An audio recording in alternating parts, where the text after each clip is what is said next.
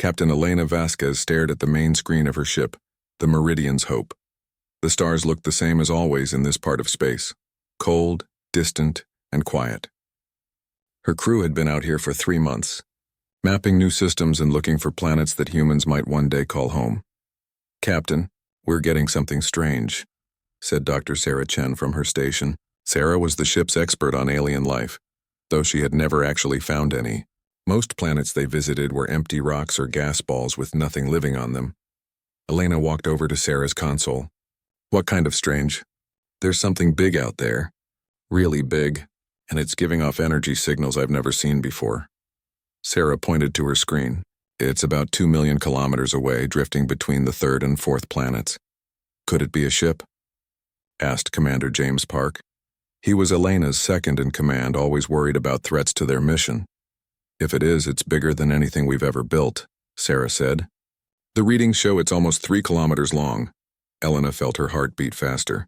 In all their years of space travel, humans had never found another intelligent species. They had found bacteria on a few worlds, some simple plants, but nothing that could build spaceships. "Set course for the object," Elena ordered, "but keep our distance. If this is first contact, we do it carefully." The Meridian's Hope was not a warship. It carried only 30 crew members and was built for exploration, not fighting. Elena knew that if they had found hostile aliens, her ship would not last long in a battle. As they got closer, the object became clearer on their screens. It was not made of metal like human ships. Instead, it looked alive. The surface was smooth and curved like skin, with patterns of light moving across it in slow waves. "My God," whispered Sarah. "It's biological. The whole thing is alive." Elena had seen whales in Earth's oceans before she became a space captain. This thing reminded her of those great creatures, but it was floating in the emptiness of space instead of swimming in water. "Are there any signs of technology?" Elena asked. "Yes, but it's integrated into the living tissue.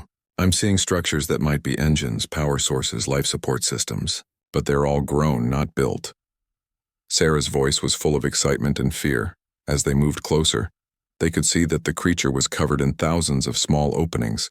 Through these openings, they could see movement inside. "There are things living in there," said Lieutenant Maria Santos, the ship's engineer. "Lots of them." Elena made a decision that would change everything. "Open a channel on all frequencies. Let's see if anyone answers." They tried radio signals first, then light patterns, then mathematical sequences. For hours, nothing happened. The great creature continued to drift silently through space, its light patterns growing dimmer. Then Sarah noticed something. "Captain, look at this. The light patterns on the creature's surface. They're changing when we send signals." "I think it's trying to respond." Elena watched as the creature's bioluminescent patterns shifted and pulsed. It was beautiful, like watching the aurora on a planet's surface, but there was something sad about it too. The lights were fading. "It's dying," Sarah said quietly. "The energy readings are dropping. Whatever this thing is, it doesn't have long." Through the ship's powerful telescopes, they could see more details of the beings living inside the creature. They looked like jellyfish made of light, with transparent bodies and glowing threads running through them like nerves. "They're connected," Sarah observed. "Look at how the threads from one being touch the threads of the others. They're all linked together somehow." Elena had never seen anything so alien, yet somehow it reminded her of things from Earth. Schools of fish moving as one, flocks of birds turning together in the sky, the way trees in a forest shared nutrients through their roots. Dr. Chen worked for days to understand the signals coming from the creature. Slowly, patterns emerged. The light pulses followed mathematical rules. They seemed to be trying to communicate using numbers and basic physics. "I think I'm starting to understand," Sarah told Elena one morning. "They're showing us images. Memories, maybe?" On Sarah's screen, the light patterns formed shapes that almost looked like pictures. Elena could see what might have been stars, planets, and other creatures like this one. "There were more of them once," Sarah continued. "Many more. But something happened. Something bad." The pictures showed darkness spreading across space, swallowing up stars and planets. Elena watched as the light creatures fled in their living ships, but one by one, the great creatures died and the lights went out. "They're refugees," Elena realized, "survivors of something that destroyed their home." Over the following days, the communication became clearer. The beings called themselves something that Sarah translated as Kithara. Their living ships were called world seeds. This world seed had been traveling through empty space for hundreds of years, looking for a new home, but now it was dying, and the 50,000 Kithra inside would die with it. Elena called a meeting of her senior crew. They gathered in the small conference room, all looking tired from days of trying to understand what they had found. "We have a problem," Elena began. "These aliens are going to die unless we help them. But we're just one exploration ship. We can't save 50,000 beings. Maybe we can save some of them," suggested Sarah. "Our ship could probably support a few hundred if we modify our life support systems. But they're all connected," said Maria. "From what we've learned, separating them might kill them anyway. They think as a group, not as individuals." Commander Park shook his head. "This isn't our responsibility, Captain. Our mission is to explore and report back. We should document what we found and let Earth Command decide what to do.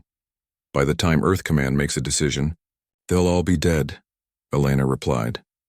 Sarah had been quiet during the discussion, but now she spoke up. "I've been studying their neural patterns. They're not just connected for survival. They're like a living library. Each Kithera holds memories that go back millions of years. If they die, we lose the history of an entire civilization." Elena looked at each of her crew members. She knew the choice she was about to make would change all their lives. It might even end their careers. "We're going to save them," she said finally. "All of them." "How?" asked Park. "I don't know yet, but we're going to figure it out." That night, Elena stood alone on the observation deck looking out at the dying world seed. Its lights were dimmer now, barely visible against the stars. Inside that creature were 50,000 beings who had traveled across the galaxy, carrying the memories of their dead world. They had been abandoned by the cosmos, left to drift in the empty space between galaxies. But now they had found humanity, and Elena was determined that humanity would not abandon them too. She activated her ship's communication system and began composing a message to Earth Command. It would take weeks for the signal to reach Earth, and weeks more for a reply to come back. But she had to start somewhere. "This is Captain Elena Vasquez of the Meridian's Hope," she began. "I am reporting first contact with an alien species. They are refugees who need our help. I am requesting immediate assistance for the largest rescue operation in human history."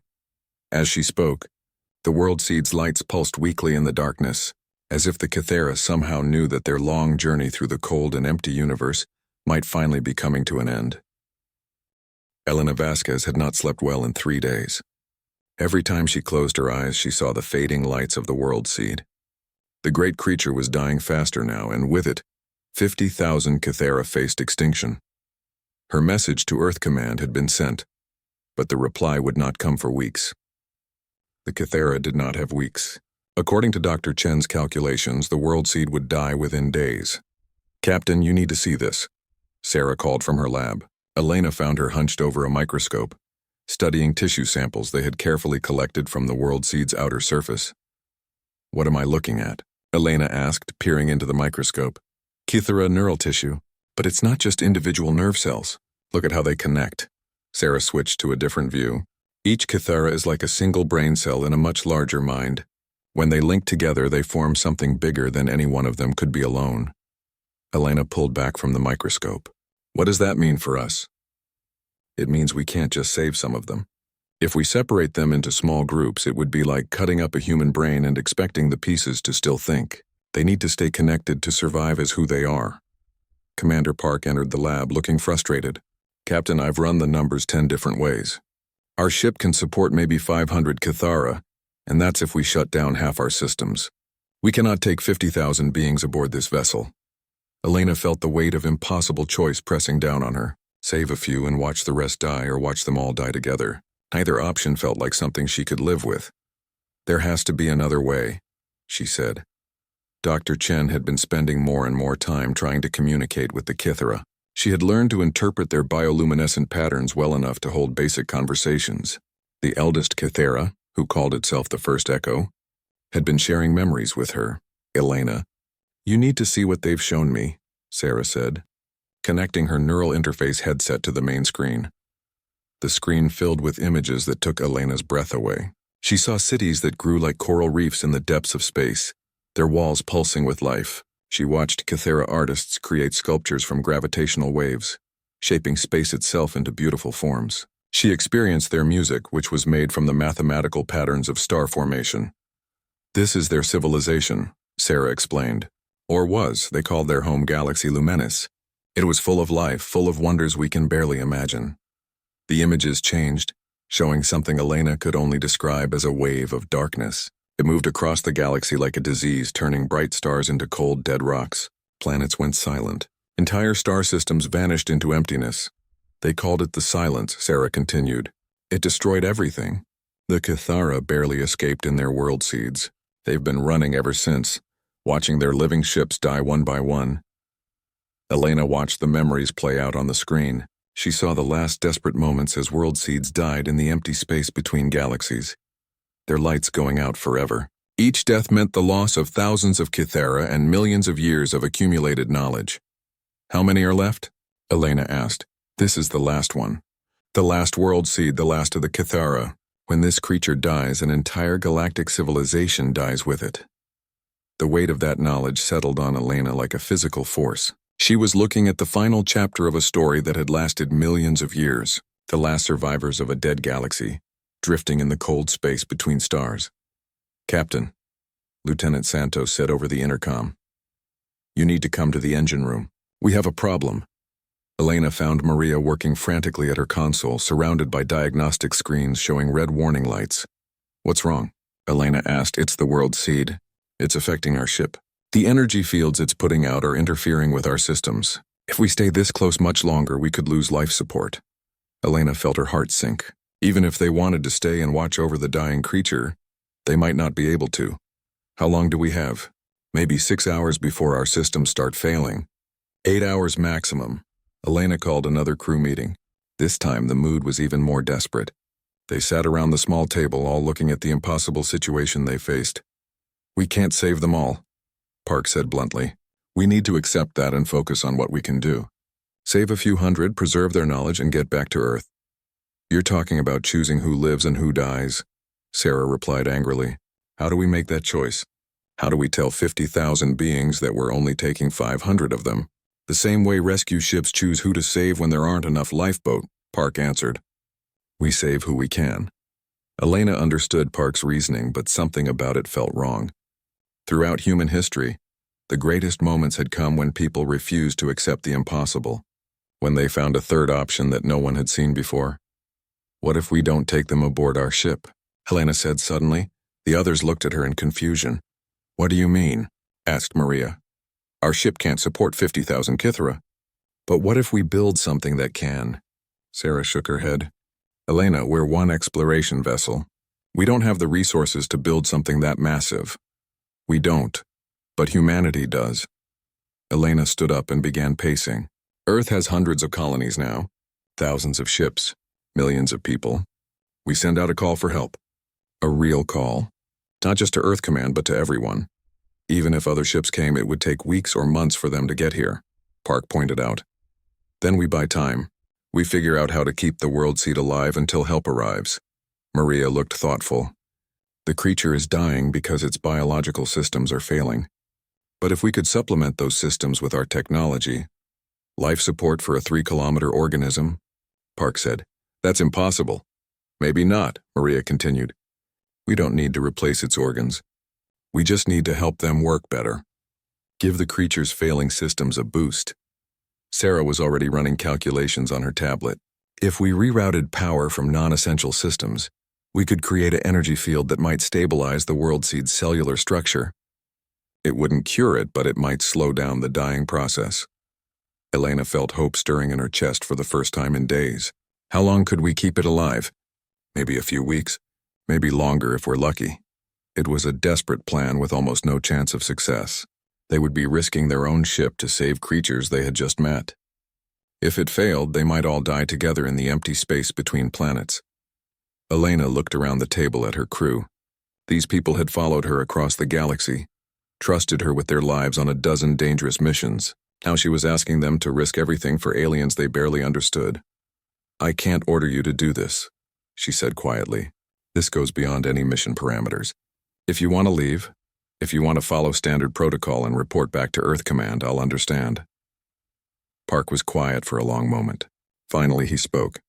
I think you're asking us to commit suicide for 50,000 aliens we've known for less than a week.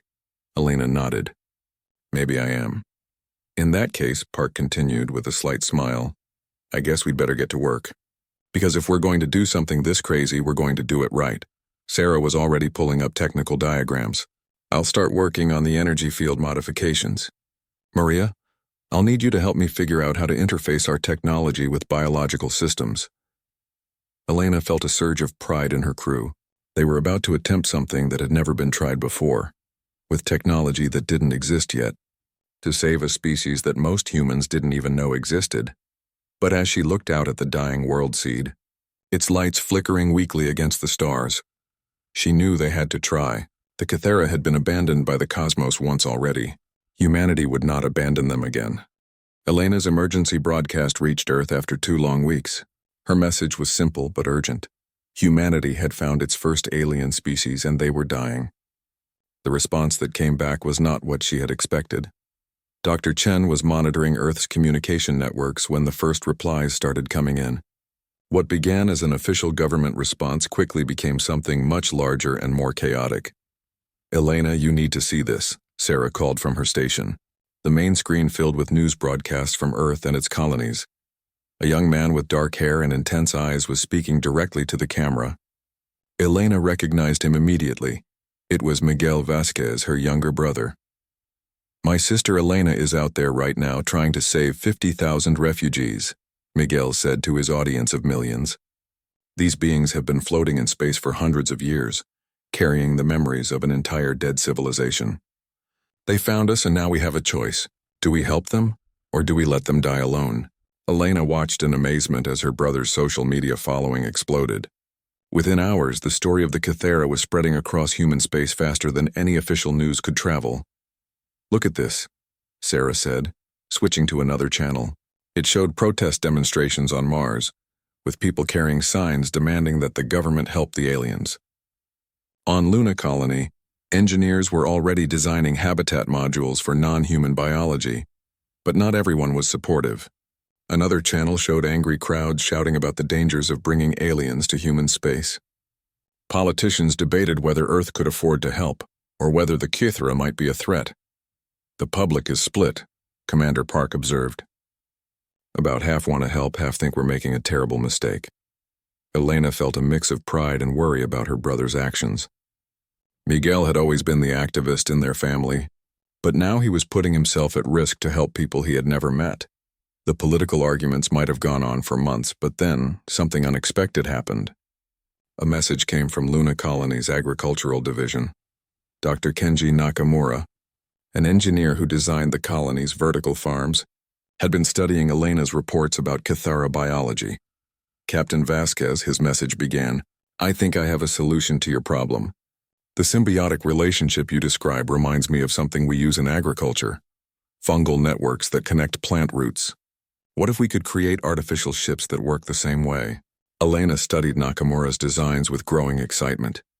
He proposed building grove ships, vessels designed like giant trees with pods for individual Kythera connected by bioelectric conduits. The Kythera could live in separate spaces while maintaining the neural connections they needed to survive. It's brilliant, Sarah said, reviewing the technical specifications. Each pod would house maybe 100 Kythera, but they'd all be linked through the ship's nervous system. They could maintain their collective consciousness even while being physically separated. But building even one grove ship would require resources that no single colony possessed. The materials alone would cost more than most planets spent in a year. That's when the harbor project began. It started with small donations. Children on Earth sent their allowance money. Retired engineers offered to work for free. Mining companies donated raw materials. Colony after colony pledged support, even ones that could barely support themselves. Elena watched the progress reports with wonder. Humanity was coming together for people they had never met, in ways that surprised even her. Meanwhile, aboard the Meridian's Hope, Sarah was making discoveries that changed everything they thought they knew about the Kythera. Elena, the First Echo wants to share something with you, Sarah said one morning. But it's not just information. They want to share actual memories, direct experience transfer. Elena hesitated. They had learned to communicate with the Kithera through light patterns and mathematical concepts, but this was different. This was letting an alien mind touch her thoughts directly. Is it safe? Elena asked. I don't know. But the first echo says it's the only way to truly understand what we're trying to save. Elena made the decision to try. Sarah connected her to the bioelectric interface they had developed for communicating with the world seed. As the connection formed, Elena felt her consciousness expand in ways she could never have imagined. Suddenly, she was experiencing the birth of a star through Kithera senses. She felt the gravitational waves that the aliens used for music, understanding mathematics that human minds were not designed to process. She saw the universe as the Kithera saw it, not as empty space dotted with objects, but as a living web of energy and connection. But more than the wonders, she experienced the profound loneliness that had haunted the Kithera for centuries. She felt what it was like to watch your entire civilization die, to drift through empty space knowing you were the last of your kind. When the connection ended, Elena was crying. But she also understood something she hadn't before. They're not just refugees, she told her crew. They're the living memory of an entire galaxy. Every star that died, every world that went silent, the Kithera remember it all. If they die, it's like that whole galaxy never existed. The first Grove ship, New Eden, was completed in record time. Built at the shipyards of Ceres Station, it was unlike anything humans had ever constructed. Part spaceship, part organism, it pulsed with bioelectric energy along channels that looked like glowing veins. Elena received word that New Eden was on its way, along with 12 other ships carrying supplies and support crews. The largest rescue fleet in human history was racing toward the dying world seed, but time was running out. Despite their efforts to stabilize the great creature, it was failing faster than they could compensate. The Kithera's lights were growing dimmer each day. How long until the fleet arrives? Elena asked Maria. 6 days for New Eden, another week for the rest. Elena looked at the readings from the world seed. We might not have 6 days. That night, Sarah made a proposal that shocked everyone. I want to undergo bioelectric enhancement, she said during their evening briefing. Permanent modification to my neural structure so I can serve as a bridge between human and Kithera consciousness. Sarah, that's insane, Park protested. We don't know what that would do to your brain. You could die or worse. The Kithera are dying because they can't maintain their collective consciousness without the world seed's massive bioelectric field, Sarah explained. But if I could become part of their network, I could help them stay connected during the transfer to the Grove ships. Elena stared at her friend. Sarah was proposing to fundamentally alter what made her human, to become something that had never existed before. The procedure would be irreversible, Sarah continued. I'd never be fully human again, but I'd never be fully Kithera either. I'd be something new. Elena wanted to say no, wanted to protect her friend from such a dangerous choice, but she could see the determination in Sarah's eyes, and she could see the logic in the plan. Are you sure about this? Elena asked quietly. I've been studying them for weeks, Sarah replied. I've felt their loneliness, their fear, their hope. They saved the memory of an entire galaxy, Elena. The least I can do is help them survive long enough to share it. The modification procedure took place in the ship's medical bay, with Dr. Martinez and the ship's AI working together to install bioelectric interfaces directly into Sarah's brain. Elena held her friend's hand as the surgery began, knowing that the person who woke up might be fundamentally different from the one who went under. When Sarah opened her eyes 12 hours later, Elena knew immediately that the procedure had worked. Sarah's pupils reflected light differently now, and when she spoke, her voice carried harmonics that sounded almost musical. I can feel them, Sarah said, wonder in her voice. All of them, 50,000 minds, linked together like instruments in an orchestra. Elena, it's beautiful. Outside their ship, the world seed's lights suddenly flared brighter than they had in days. For the first time since they had arrived, the great creature was no longer dying alone. The Kithera had found their bridge between worlds. And humanity had gained something it had never expected. A new kind of family member who could exist in both their world and the alien realm beyond.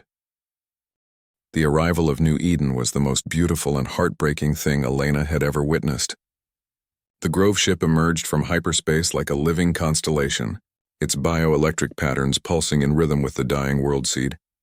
Captain Torres, commander of New Eden, was a veteran of deep space rescues, but nothing had prepared her for this. Her ship was designed to house 10,000 Kithara in its first configuration, but they would need to make 5 trips to save everyone. The world seed won't survive 5 trips, Dr. Chen reported. She looked different now, with bioelectric implants visible as glowing threads beneath her skin. When she spoke, Elena could hear harmonics that seemed to come from the Kithara themselves. "Then we take them all at once," Captain Torres replied. "We'll modify New Eden on the fly, use every available space." Elena watched through the main viewer as the Grove ship extended biomechanical tendrils toward the world seed. The connection process was delicate and dangerous. Too much pressure could damage the dying creature. Too little and the transfer conduits wouldn't form properly. Sarah, now serving as the living bridge between species, guided the process with her enhanced consciousness. She could feel both the world seed's pain and the Grove ship's eager readiness to receive its new inhabitants. "First Echo is ready to begin the transfer," Sarah announced. Her voice carried layers of meaning that Elena was only beginning to understand. "But they're afraid." Elena could understand the fear. The Kithara had lived their entire evolutionary history inside world seeds. To leave their dying host meant abandoning the only home their species had ever known. The first group of Kithara moved through the biotransfer, tubes like glowing jellyfish swimming through crystalline water. Elena watched on the screens as they settled into New Eden's specially designed pods, their neural tendrils connecting to the Grove ship's nervous system. At first, everything seemed to work perfectly. The Kithara maintained their glow, their neural patterns remained stable, and their collective consciousness stayed connected through Sarah's bioelectric bridge. But then something went wrong. "Captain, we're losing them," Dr. Martinez reported from the medical station. "The transferred Kithara are experiencing some kind of disconnection syndrome." Elena watched in horror as the first group of transferred aliens began to dim. Their neural patterns became erratic and several stopped moving entirely. "It's not working," Captain Torres said grimly. "The Grove ship's bioelectric field isn't strong enough to maintain their collective consciousness." Sarah closed her eyes, her enhanced mind reaching out to touch the failing Kithara. "They're dying of loneliness," she said. "Without the world seed's massive neural field, they feel cut off from each other." Elena felt despair settling over her like a weight. They had come so far, built an impossible ship, gathered the largest rescue fleet in human history. And still they were watching the Kithara die. "There has to be a way," Elena said. "Sarah, can you boost the connection?" "Not from here. I'd need to be aboard New Eden, directly interfaced with their bio-neural network." Elena realized what her friend was proposing. "That would mean leaving our ship permanently. Once you're integrated with the Grove ship's systems, you won't be able to come back." Sarah smiled, and for a moment she looked like her old self. "Elena, I stopped being fully human the moment I chose to bridge our species. This is what I was meant to do." The transfer of Sarah to New Eden was more complex than moving the Kithara.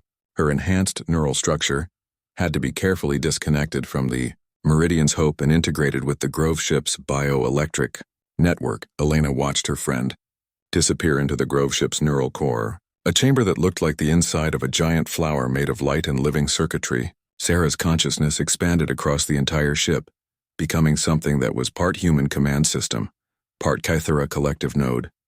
The effect was immediate and dramatic. The failing Kithara suddenly brightened, their neural patterns stabilizing as Sarah's bridging consciousness gave them the connection they needed. "It's working," reported Dr. Martinez. "The Kithara are stabilizing. Their collective consciousness is intact." But the rescue was far from over. They still had 40,000 Kithara to transfer, and the world seed was failing faster with each group that left. Elena made a decision that surprised everyone, including herself. "I'm going aboard New Eden to help coordinate the rescue." "Captain, that's not necessary," Commander Park protested. "We can manage from here." "No, we can't. This is the most complex operation humanity has ever attempted. It needs hands-on management." Elena transferred to the Grove ship in a small shuttle, leaving Park in command of the Meridian's Hope. As she stepped aboard New Eden, she felt like she was entering an alien world. The corridors pulsed with bioelectric energy. The walls were alive, covered in patterns that shifted and flowed like aurora. The air itself seemed to shimmer with the neural activity of the ship's growing Kithara population. Welcome to our new world, Sarah's voice said, but it came from everywhere at once. Sarah was no longer a single person. She was the ship's consciousness, its living mind. Elena found herself working alongside Kythera for the first time. The aliens were nothing like she had imagined up close. They were beautiful and graceful, their transparent bodies pulsing with thought patterns that looked like living art. The first echo approached her, moving through the air with jellyfish-like grace. When it spoke, Elena felt the words as much as heard them, transmitted through the bioelectric field that filled the ship. "You risk much for strangers," the first echo said. "You're not strangers anymore," Elena replied. "You're family." The concept of family, Elena learned, was difficult for the Kythera to understand. They had always been collective beings, but the idea of choosing bonds with completely different species was new to them. As the rescue continued, Elena watched something remarkable happen. The Kythera began to change in response to their contact with humans. Their collective consciousness, which had been unified for millions of years, started developing new patterns. Individual personalities began to emerge within the collective mind. At the same time, the humans aboard New Eden began to change too. Exposed to the ship's bioelectric field, some of them started developing enhanced intuition and empathy. They could sense the emotional states of people around them, and some could even communicate through thought patterns similar to the Kythera. "We're becoming something new," Sarah observed during one of Elena's visits to the neural core. "Not human, not Kythera, but something that's both." The final transfer took place as the world seed entered its death throes. The great creature's lights were flickering like a dying candle, and its massive body was beginning to collapse. Elena stood in New Eden's observation deck with the first echo, watching as the last groups of Kythera left their ancient home. The scene was heartbreaking. Thousands of beings saying goodbye to the only home their species had ever known. "The world seed gave us life for millions of years," the first echo said. "Now we give it the gift of a peaceful death." As the last Kythera transferred safely aboard the Grove ship, the world seed's lights went out for the final time. The massive creature floated silent and dark against the stars, its long journey finally over. But aboard New Eden, 50,000 Kythera lived on, their collective consciousness intact and growing stronger every day. And with them lived the memories of an entire galaxy, art, science, philosophy, and history that spanned millions of years. Elena realized that humanity had saved more than refugees. They had rescued the living memory of a civilization that could teach them things about the universe they never could have learned alone. The Grove ship turned away from the dead world seed and set course for human space, carrying its precious cargo toward a future that neither species could have imagined alone. In the observation deck, Elena watched the stars wheel by and knew that the universe had become a much less lonely place. Behind them, the world seed drifted in the darkness, but it was no longer dying alone. It had completed its final mission, delivering its children to safety and the promise of a new home among the stars. 5 years had passed since the rescue of the Kythera, and Admiral Elena Vasquez stood on the observation deck of the orbital station New Haven, watching something that still amazed her every day. 17 Grove ships moved in slow, graceful orbits around a carefully maintained star, each one a unique fusion of human technology and Kythera bioarchitecture. The ships had grown and changed over the years. What had started as emergency rescue vessels had evolved into something unprecedented, floating cities, where two completely different species lived and worked together as one people. Elena watched children playing in the zero-gravity gardens of the nearest Grove ship. Human children and young Kythera moved together through the air, laughing and communicating in the hybrid bioelectric language that had developed naturally among the new generation. "Hard to believe it's only been 5 years," said Captain Torres, joining Elena at the viewing port. Torres now commanded the entire Grove ship fleet, and her hair had gone gray from the stress and joy of managing 17 impossible vessels. "Hard to believe we almost lost them all," Elena replied, remembering those desperate weeks when the world seed was dying and everything seemed hopeless. A soft musical tone filled the air, and Elena recognized the communication pattern. Sarah was asking to speak with her. Dr. Sarah Chen, or the Bridge, as both species now called her, no longer had a single physical location. Her consciousness existed across multiple Grove ships, maintaining the neural networks that kept the Kythera collective healthy, while helping humans understand forms of mathematics and physics that transcended individual comprehension. Elena, Sarah's voice said, coming from speakers that were actually living tissue woven into the station's walls. The Astronomy Council has something to show you. Something important. Elena made her way to the Research Center, a facility that combined human scientific equipment with Kythera biosensors that could detect energy patterns across multiple dimensions. Dr. Yuki Tanaka, the chief astronomer, was waiting for her with excitement written across her face. "Admiral, look at this," Yuki said, pointing to a display that showed the edge of known space. "We've been monitoring the region where the Kythera came from, the dead galaxy they called Luminous." Elena studied the readings, but they meant little to her. "What am I looking at?" "Life," Yuki said simply. "The silence that destroyed the Kythera's home galaxy. It's retreating. Stars are beginning to ignite again. We're detecting the spectral signatures of new planet formation." Elena felt her heart skip. "You mean their home galaxy is coming back to life?" "More than that. The Kythera's memories are helping us understand what's happening." The silence wasn't a permanent destruction. It was more like a cosmic winter. And now spring is returning. The implications hit Elena like a physical blow. The Kythera could go home. After thousands of years of exile, they could return to rebuild their civilization. But what would that mean for the extraordinary partnership that had developed between the two species? Elena called a meeting of the Council of Voices, the governing body that had emerged to manage the Grove ship communities. It included both human representatives and Kythera speakers, with Sarah serving as the bridge between both sides. The council chamber was aboard the Grove ship Harmony, and like everything in the new civilization, it was a fusion of both species' approaches to design. The room could accommodate humans walking on floors and Kythera floating in midair, with bioelectric communication fields allowing instant translation between thought patterns and spoken words. "The question before us is simple," Elena said, addressing the mixed assembly. "Do we tell the Kythera about their home galaxy's recovery? And if we do, what happens to everything we've built together?"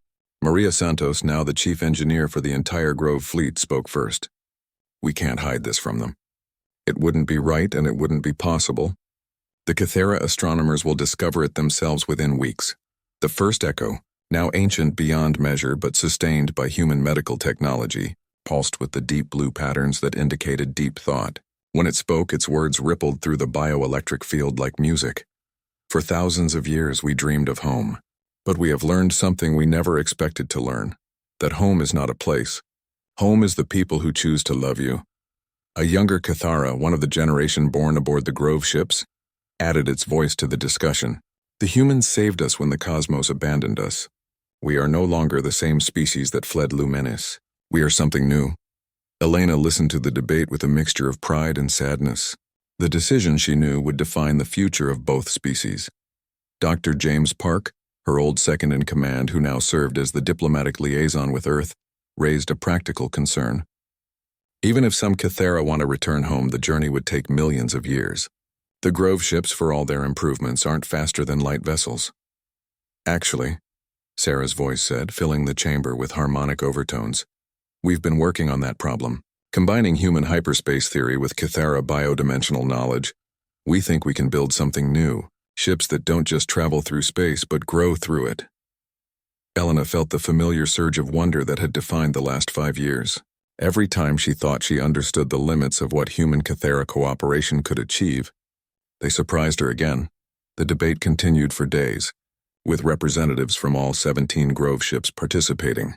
But in the end, the decision came from an unexpected source. The children decided, the new generation, human children who had grown up with bioelectric enhancements, and young Kythera who had learned individual creativity, presented their own proposal to the Council of Voices. "We want to go everywhere," announced 12-year-old Katie Chen, the daughter of 2 Grove ship engineers who had been born aboard New Eden.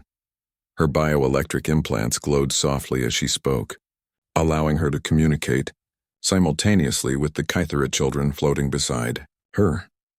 "Some of us want to go back to Luminous and help rebuild it," added a young Kythera whose name translated roughly as new song.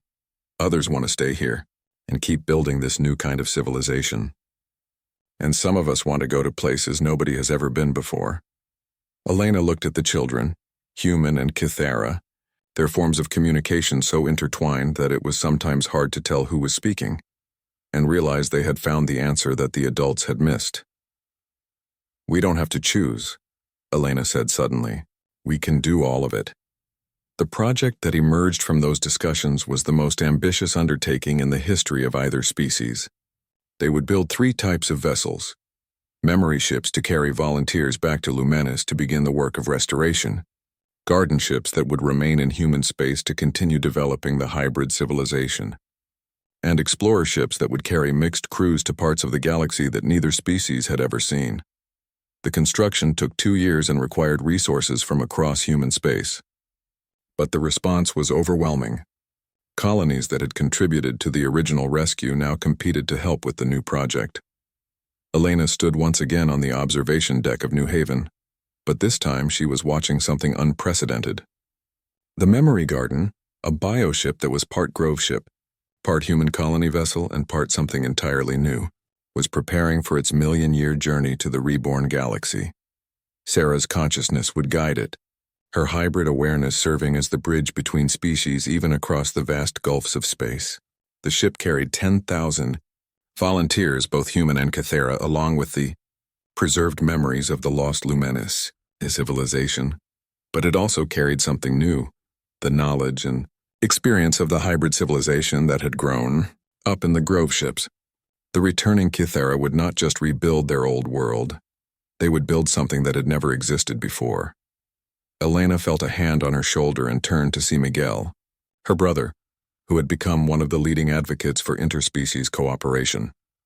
"Any regrets?" he asked. Elena looked out at the grove ships where children of 2 species played together in impossible gardens. She thought of Sarah, whose consciousness now spanned multiple vessels and would soon travel to distant galaxies. She remembered the dying world seed and the choice that had started everything. "How can I regret the best thing humanity has ever done?" she said. As the memory garden engaged its biodimensional drive and began its journey to the reborn galaxy, Elena knew she was watching the start of something that would reshape the cosmos itself. They had been abandoned by the universe once, both species alone in the dark, but in finding each other, they had become something the cosmos had never seen before. A family that chose itself, a civilization built on love rather than conquest, a new kind of hope that could grow anywhere in the universe. The stars had never looked so welcoming.